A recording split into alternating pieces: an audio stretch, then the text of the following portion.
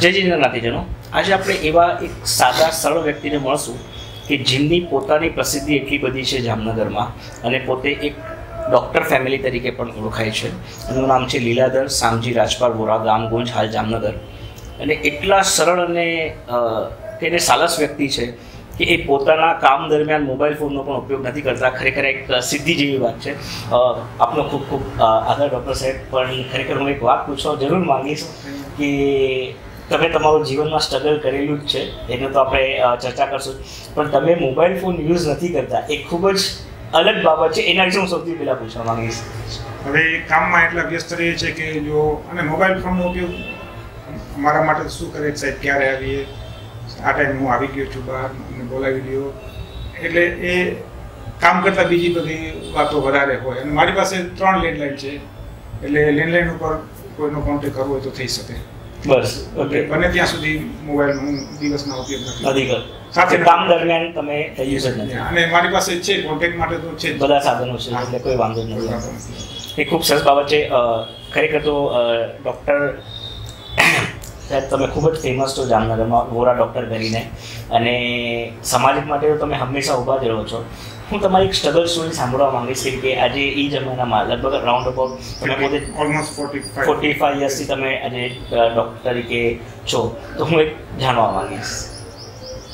હવે સ્ટ્રગલમાં તો એક સામાન્ય ફેમિલીમાંથી આવી છે. ત્યારે મૂળ બાપુજીનો મૂળ ધંધો ખેતી હતો અને ઇન્કમનો બીજો કંઈ સોર્સ હતો નહીં અમારી પાસે, અને લિમિટેડ ઇન્કમમાં પૂરું થતું.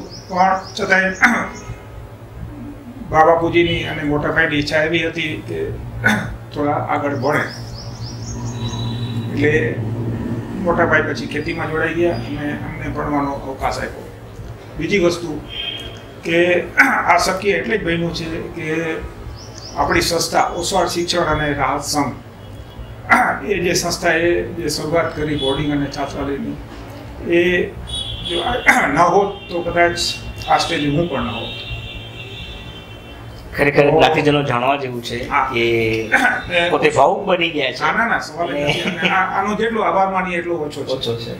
એ ઓસવાળ શિક્ષણ રાહત સંઘ કોઈ પણ કાર્ય હોય તો આપણે તન મન અને ધનથી એને યોગદાન આપો છો તમે, શક્ય હોય અને આપવું જ જોઈએ. આપણો ઋણ ચૂકવવાનો. તો ત્યાં સુધી કહીશ કે આ જો કહું છું એ અતિશયોક્તિ પણ નથી કે ઓસવાળ શિક્ષણ અને રાહત સંઘે જે બોર્ડિંગ અને છાત્રાલય જે એજ્યુકેશન માટે જે ભાર આપ્યો એ કદાચ ન હોત તો આપણો સમાજ અત્યારે આ સ્ટેજે ન પહોંચી શકે. તમે જેટલા આગળ વધેલા છે because of this only Oswal શિક્ષણ. યસ કારણ કે એમણે જ આપણને પ્લેટફોર્મ આપ્યું ભણવા માટે. એ ન હોત તો અમારી પાસે બીજો એવો કોઈ વિકલ્પ પણ નહોતો કે શું ક્યાં જવું, શું કરવું એ સમયે. એટલે આપણે બધી રીતે આર્થિક રીતે પણ સહાય મળેલી છે એમાં, અને ભણી શક્યા છીએ. અને અમારાથી પહેલાં પણ ઘણા બધા ભણી ગયા છે. જોઉં છું કે જેટલા એમાંથી ભણીને નીકળ્યા છે એ બધા સારી સેટલ અને સારી રીતે. એટલે જો આ ન હોત તો કદાચ આ સમાજ આપણું આ સ્તરે ન હોત આજે.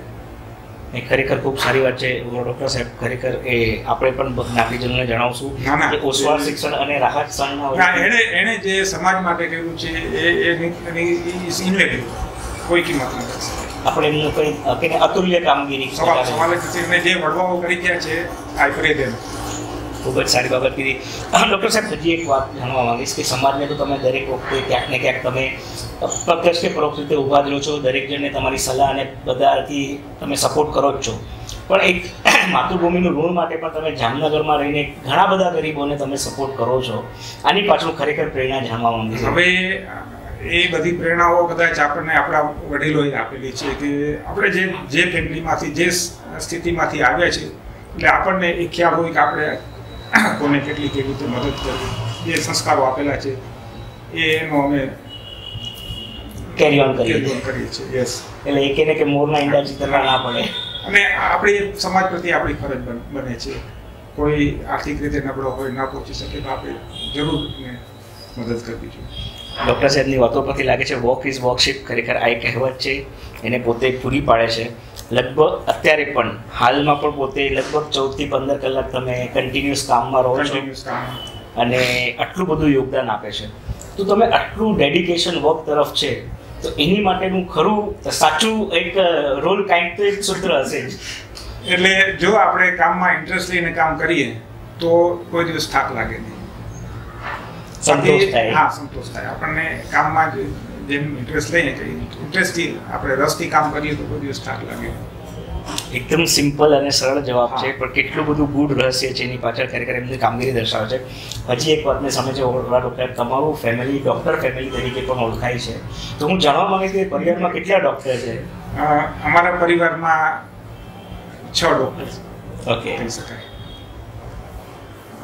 સૌથી નાનાથી વાત કરીએ તો નાના ભાઈનો બાબો એ ફાઇનલ BBSમાં અત્યારે છેલ્લા વર્ષમાં છે, એટલે ફાઇનલ BBSમાં છે, જે અમદાવાદ સ્ટડી કરે છે. બીજો નાના ભાઈનો બીજો બાબો એણે MBBS પૂરું થયું, હવે એ પોસ્ટ ગ્રેજ્યુએશનની તૈયારી કરે છે.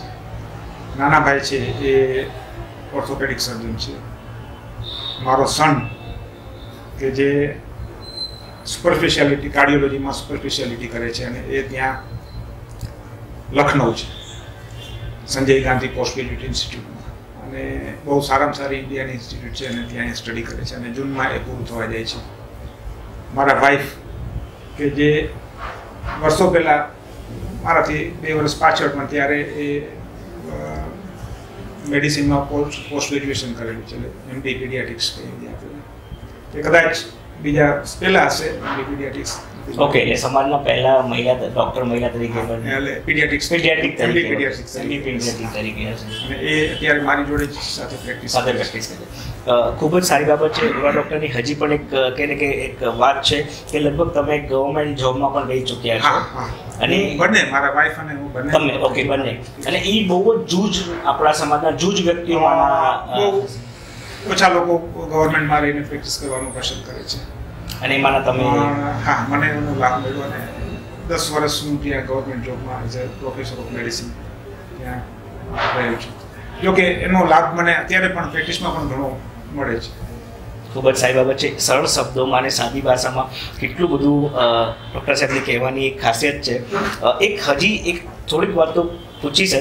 એઝ અ ડૉક્ટર તમે આટલા વર્ષોથી પ્રેક્ટિસ કરો છો અને ખરેખર તો આટલું બધું ડેડિકેશન તમારા વર્ક તરફ છે, તો એ આખા ફેમિલીના કે બોન્ડિંગના હિસાબે છે, તો એ બાબત પર હું તમારા તરફથી શબ્દો સાંભળવા માંગીશ. ના, ડેફિનેટલી ફેમિલીનું બોન્ડિંગ તો પહેલેથી જ છે, અને દરેક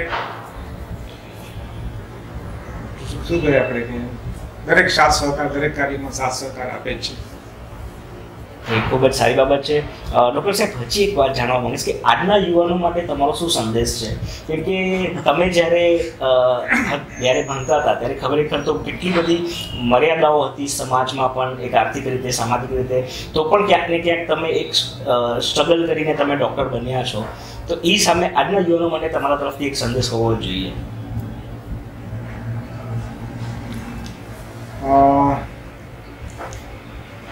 આજના યુવાનોને જો કે પહેલાં જેટલી આપણે તકલીફ પડી એટલી માનવામાં તકલીફ નથી પડતી, કારણ કે ઇઝીલી બધું મળી રહે છે. પણ હું એટલું જ કહીશ કે એજ્યુકેશન ઇઝ અ મસ્ટ. જોઈએ જ એટલીસ્ટ ગ્રેજ્યુએશન, પોસ્ટ ગ્રેજ્યુએશન જોઈએ. આ સમય દરેકે કોઈ પણ ક્ષેત્રમાં આગળ વધવું જ જોઈએ. એજ્યુકેશન ઇઝ મસ્ટ, અને તમે હંમેશા તમારી ફિલ્ડમાં એકદમ નંબર 1 ટોપ પર રહીને કામ કરો.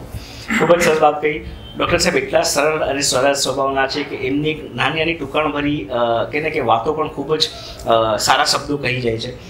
એક અંગત પ્રશ્ન તરફ આવીશ ડૉક્ટર સાહેબ કે તમે કદાચ કોમ્યુનિટી ભલે થોડોક સમય કાઢીને પણ યુઝ કરતા જ હશો, તો તમારા તરફથી એની માટે અમુક શબ્દો. હા, ના, કોમ્યુનિટી એ ખરેખર એક તમારું સારું સાહસ છે, અને એના દ્વારા આપણને જ્ઞાતિમાં જે કંઈ વસ્તુઓ બનતી હોય, કાંઈ પણ પ્રસંગો જે કંઈ સારા નશા બનતા એની આપણે તરફ જાણકારી મળે છે, અને તમને કોંગ્રેચ્યુલેશન ફોર ધેટ.